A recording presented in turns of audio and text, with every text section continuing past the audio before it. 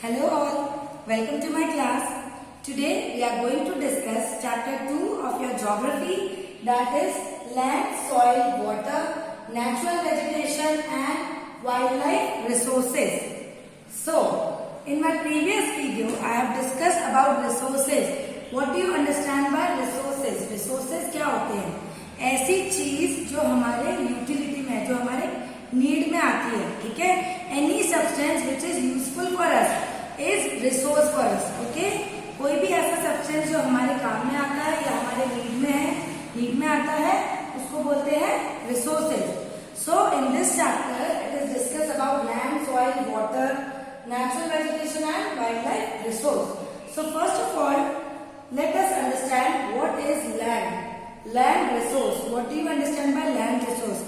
अब जैसा मैंने आपको बताया, land resource means resource, मैंने बताया जिसकी यूटिलिटी है, जिसकी वर्थ है हमारे लिए। तो लैंड की वर्थ है, ऑब्वियसली लैंड की बहुत वर्थ है। लैंड पूरा 30% एरिया कवर करता है, जो अर्थ का जो टोटल सरफेस एरिया है उसका 30% एरिया लैंड है, ओके? देन यहाँ पे अनइवन पॉपुलेशन है। अनइवन पॉपुलेशन क्यों है? कहीं कहीं पे ज्यादा है डेंसिटी पॉपुलेशन की और कहीं पे लो है, जस्ट बिकॉज क्लाइमेट है कि कोई कुछ एरियाज ऐसे हैं जहाँ की क्लाइमेट अच्छा है, ठीक है, सॉइल अच्छी है, एग्रीकल्चर अच्छा हो सकता है, तो वहाँ ऑटोमेटिकली पॉपुलेशन डेंस होगी, ठीक है? एंड देन अगर कोई एरिया स्पार्सली पॉपुलेटेड है जस्ट बिकॉज वहाँ का क्लाइमेट अच्छा नहीं है या वेजिटेशन वहाँ पे प्रॉपर नहीं आती है, ओके? तो अनइवन पॉपुलेशन है। पॉपुलेशन लैंड पर इंक्रीज होती जा रही है, ये हम सबको पता है, ओके? लैंड पर पॉपुलेशन इंक्रीज हो रही है तो लैंड को वो यूज भी कर रहे हैं। जो लैंड का जो एरिया है 30% टोटल एरिया, उसको वो यूज कर रहे हैं। जितनी पॉपुलेशन बढ़ेगी उतना ज्यादा लैंड का एरिया पीपल यूज करेंगे। नाउ लैंड यूज करना मतलब क्या होता है? लैंड यूज किसी भी तरह से हो सकता है, जैसे माइनिंग के लिए, एग्रीकल्चर के लिए, ओके? बहुत सारी चीजों के लिए लैंड यूज होता है। जैसे आपका पेज नंबर 7 निकालिए, आपका चैप्टर नंबर 2 है land, soil, water, natural vegetation, ये वाला चैप्टर निकालिए आप सब, ये न्यू सिलेबस है आपका। अब इसमें लैंड यूज दे रखा है, इस पे अंडरलाइन करिए। लैंड यूज में दे रखा है, लैंड हमें किस किस चीजों में काम आती है? फॉरेस्ट्री में, माइनिंग में, ओके, बिल्डिंग बनाने में, ठीक है ना? देन रोड्स बनाने में, बहुत सारी चीजें आप यहाँ से अंडरलाइन करिए। 3rd नंबर की लाइन आप सब पेंसिल से अंडरलाइन करिए, ओके? नाउ लैंड यूज मैंने आपको समझा दिया। लैंड यूज क्या होता है? लैंड को यूज करना। लैंड किसी भी तरह से यूज हो सकती है, एग्रीकल्चर में यूज हो सकती है, फॉरेस्ट्री में, इंडस्ट्रीज बनाने में, रोड्स बनाने में, किसी भी तरीके से, ओके? अब वो क्यों यूज करते हैं हम? बिकॉज उस पर्टिकुलर जगह की लैंड ही क्यों यूज करते हैं, दूसरी जगह की लैंड क्यों नहीं यूज करते? बिकॉज जो पर्टिकुलर जगह की लैंड है उसका क्लाइमेट अपने फेवरेबल है, ओके? वहां का क्लाइमेट अगर इतना अच्छा है कि वहां पे वेजिटेशन हो सकती है, तो डेफिनेटली हम एक प्रॉपर उस जगह का ही लैंड को यूज करेंगे, ओके? तो लैंड यूज किस पे डिपेंड करता है? उसके सॉइल पे, उसके क्लाइमेट पे, टेम्परेचर पे, इन सब चीजों पे लैंड का यूज डिपेंड करता है, okay? Now what about land? Land is of 2 types. Now private land and community land. Private land is owned by a private single person, okay? A particular person. Private land is owned by a particular person. खुद हमारी खुद की land है, ठीक है? हमने उसे purchase कर रखी है, उसका सारा कुछ हमारे नाम पर है, उस लैंड का, उस लैंड से रिलेटेड सब हमारे नाम पर है, ओके? तो land, private land is owned by a particular person, okay? And then community land, तो नाम से पता पड़ रहा है community land is not owned by a single person, it is owned by whole community, okay? जैसे कुछ 5-7 लोगों ने मिलके एक लैंड अगर खरीदी है जॉइंट में, उसको बोलते हैं community land and it is also called common property, okay? ये कॉमन प्रॉपर्टी है एंड ये पर्सनल प्रॉपर्टी होती है। Private land is personal property, community land is common property, okay? Now comes conservation of land. Because land हमारे लिए बहुत important है, तो ऑब्वियसली उसका कंजर्वेशन भी इंपॉर्टेंट है, ओके? लैंड को हम ऐसे नहीं कर सकते कि यूज करते जाए, डिग्रेड करते जाए, पोल्यूशन फैलाते जाए लैंड पर, तो एट द एंड लैंड धीरे धीरे डिप्लेनिश होती जाएगी, डिग्रेड होती जाएगी, तो पीपल की रहने के लिए बहुत टफ हो जाएगा लैंड। ओके, तो इसको कंजर्व करना चाहिए। जैसे जैसे पॉपुलेशन बढ़ रही है, बेसिकली लैंड का यूज बढ़ता ही जा रहा है। ओके, तो सबसे पहले लैंड डिग्रेडेशन को कंट्रोल में करना है। मीन्स जो हम लोग पेड़ काटते हैं किसी भी चीज के लिए, इंडस्ट्रीज बनाने के लिए, इंफ्रास्ट्रक्चर खड़े करने के लिए, मॉल्स के लिए, रोड्स बनाने के लिए, किसी भी चीजों के लिए, अगर हम पेड़ों को काटते हैं, ठीक है, ट्रीज को अगर हम कट डाउन करते हैं, तो इससे वहां की लैंड भी डिग्रेड होती है। तो इसको थोड़ा सा अवॉइड करना चाहिए या फिर इस पर चेक लगाना चाहिए, और अगर करना भी है तो फिर दूसरी जगह कहीं पे ट्रीज लगाओ। ओके, ताकि थोड़ा कंपनसेट हो सके। देन एफॉरेस्टेशन करना चाहिए, ये हम सबको पता है, आप बचपन से पढ़ते आ रहे हो। एफॉरेस्टेशन करना चाहिए हमें, इससे हमारी लाइफ में हम लोग अच्छे से सर्वाइव कर सकेंगे हेल्दी वे में। ओके, देन एफॉरेस्टेशन मीन्स तो आपको पता ही है ना, पेड़ उगाना। ओके, ज्यादा से ज्यादा पेड़ उगाना है। Okay, then chemical pesticides and fertilisers जो यूज करते हैं फार्मर्स, ठीक है, तो फार्मर्स जो chemical pesticide and fertilisers use करते हैं उस पर भी चेक करना है, रेगुलेट करना है। एक ही केमिकल एक पर्टिकुलर जगह पे बार बार पेस्टिसाइड केमिकल अगर लगाते जा रहे हैं, डालते जा रहे हैं, तो वो जगह धीरे धीरे डिस्ट्रॉय हो जाती है। तो उसको ऑल्टरनेट वे में कभी इधर लगाया, रेगुलेट करो, कभी दूसरा केमिकल डाला, कोई केमिकल दूसरी जगह डाला, ठीक है, एक ही जगह पर एक ही चीज कंटिन्यूसली नहीं करनी है। ओके, इससे लैंड डिग्रेड होती है, खराब होती है। Okay, then check on overgrazing, overgrazing पर भी चेक करना है, कभी कभी ओवरग्रेजिंग हो जाती है, ठीक है ना, उस पर भी चेक लगाना है, उससे भी अपनी लैंड पूरी तरह डिस्ट्रॉय हो जाती है। तो लैंड एक नेचुरल रिसोर्स है, बट उसको हमको कंजर्व करना है, बिकॉज पॉपुलेशन इतनी बढ़ रही है एंड पीपल के लिए, ह्यूमंस के लिए land is the most important resource. Because land नहीं होगी तो हम लोग रहेंगे कहाँ, हम लोग वेजिटेबल उगाएंगे, एग्रीकल्चर कहाँ करेंगे, ठीक है ना। ऐसे लैंड सबसे इंपॉर्टेंट रिसोर्स है। Now comes soil.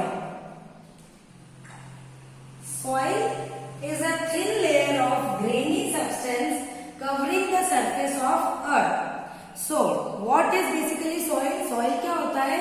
एक thin layer of grainy substance. Now granny substance, grain जैसा, मतलब आपने कभी सॉइल को देखा है, दानेदार होता है। कभी सॉइल को अगर आपने हाथ लगाया, हाथ लगा के देखो, दाने जैसा होता है, ग्रेनी जैसा।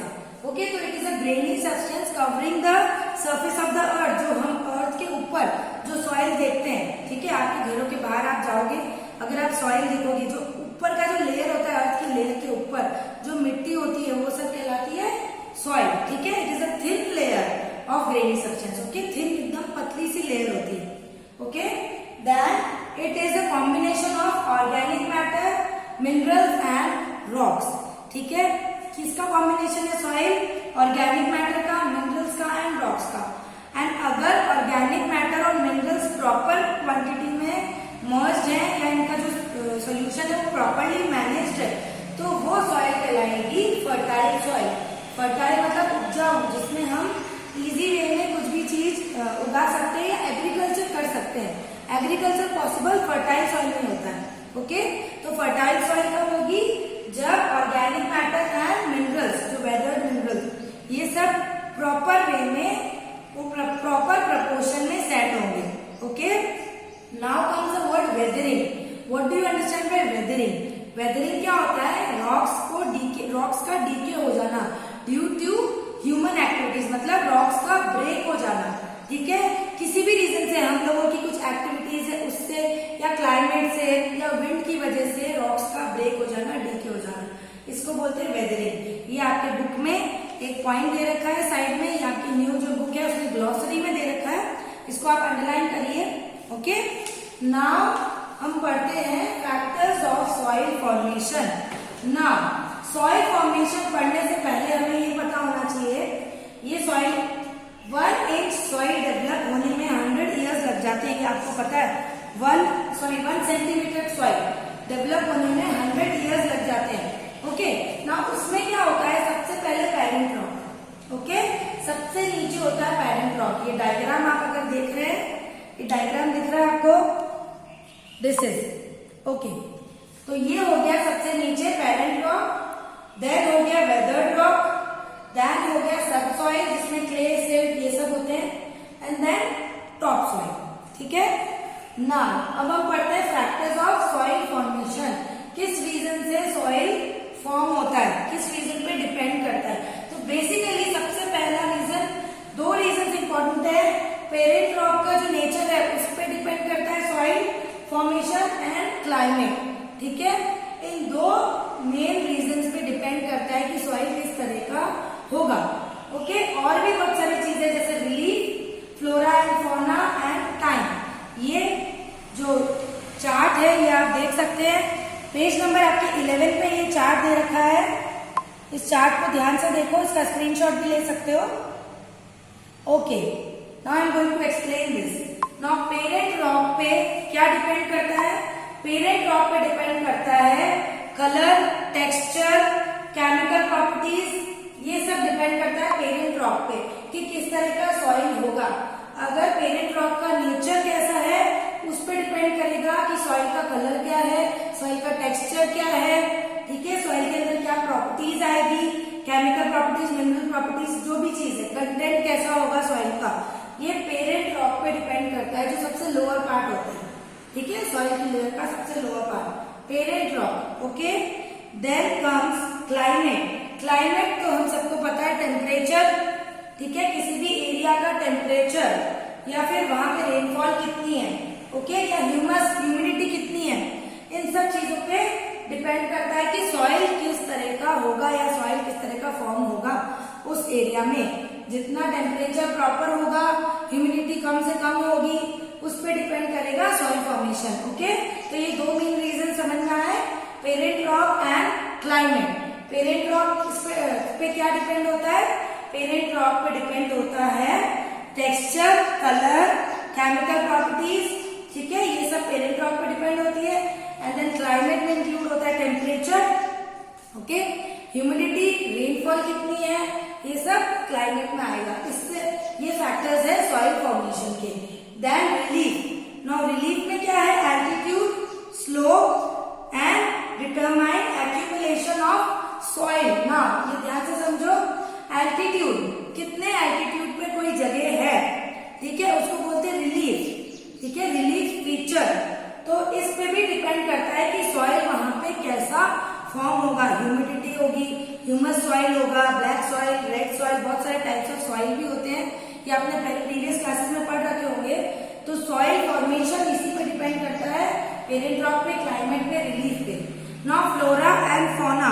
Flora and fauna affect the rate of humus formation. Flora and fauna क्या होता है, प्लांट्स एंड एनिमल्स, ये तो हम सबको पता ही है ना। उस जगह के प्लांट्स और एनिमल्स जो है उस पर भी डिपेंड करता है कि किस तरह का सॉइल वहां फॉर्म होगा। बिकॉज जो प्लांट्स और एनिमल्स डीके होके जमीन के अंदर जाते हैं, ठीक है, तो उनसे भी बहुत फायदा होता है सॉइल को फर्टाइल बनाने में।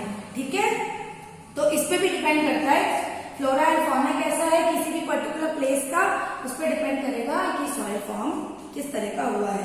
And then time determines the thickness of soil profile. जितना ज्यादा सॉइल थिक होगा उससे पता पड़ेगा कि ये कितना ज्यादा पुराना है। ओके, जितना थिकनेस होगी सॉइल की उसी से पता चल जाएगा कि ये बहुत लंबे टाइम तक ये सॉइल डेवलप होता है। बिकॉज मैंने बताया ये 100 ईयर्स लग जाते हैं सॉइल को, एक थिन लेयर ऑफ सॉइल को डेवलप होने में। ओके, तो आई होप कि आपको समझ में आया अच्छे से फैक्टर्स ऑफ सॉइल।